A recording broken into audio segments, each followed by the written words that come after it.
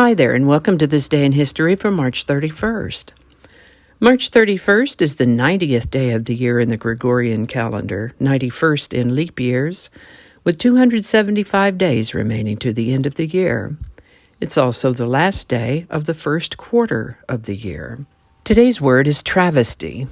Travesty can be a noun or a verb. As a noun, travesty means mockery, a debased or grotesque imitation. As a verb, travesty means to represent in a false or absurd manner, to caricature or parody. Travesty comes to us from French and Italian, words that meant to disguise, and Latin before that. Earliest documented use of the word travesty is 1664.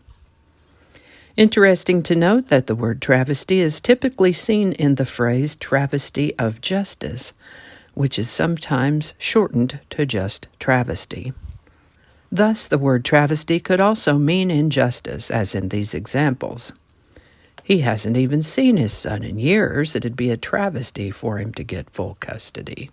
Or, they've put their hearts and souls into that place. It'd be a travesty to see it leveled flat by developers. Travesty. And with that, we'll start in 1889 when the Eiffel Tower was officially opened. Daylight saving went into effect in the United States for the first time on March 31st, 1918. This is the birthday of American actor and singer Richard Chamberlain, born March 31st, 1934. He starred as Dr. Kildare in a TV series of the same name from 1961 to 1966. Was the first actor to play the Jason Bourne character in the 1988 made-for-TV movie The Bourne Identity. As a singer, the song I most remember him for is All I Have to Do Is Dream. Richard Chamberlain acquired the nickname of King of the Miniseries because he's been in so many of them. He's been in some movies, but mostly stage and TV productions. Richard Chamberlain is still alive and turns 88 in 2022. Richard Rodgers and Oscar Hammerstein II got together as a songwriting team when their previous respective songwriting partnerships didn't work out for whatever reason.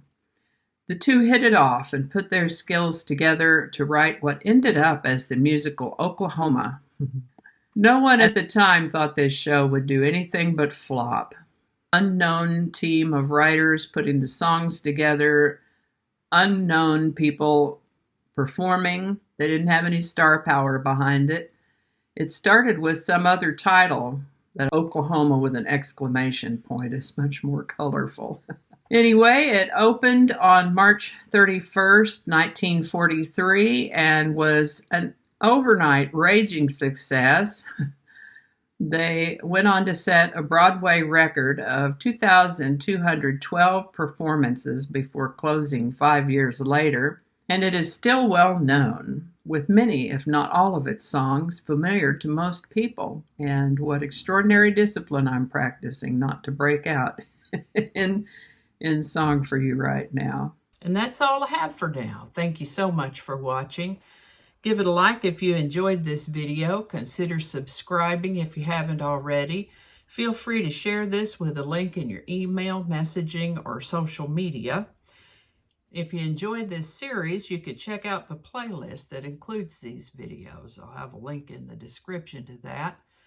That description lives on YouTube, so for other platforms, I'll include the link to my blog page that will also have all those links. My blog is called No Really. And you can also find me on Rumble, Parler, BitChute, and Getter. All those links in the description. Alrighty, that's all I could think of right now. Thanks again, and I'll see you next time.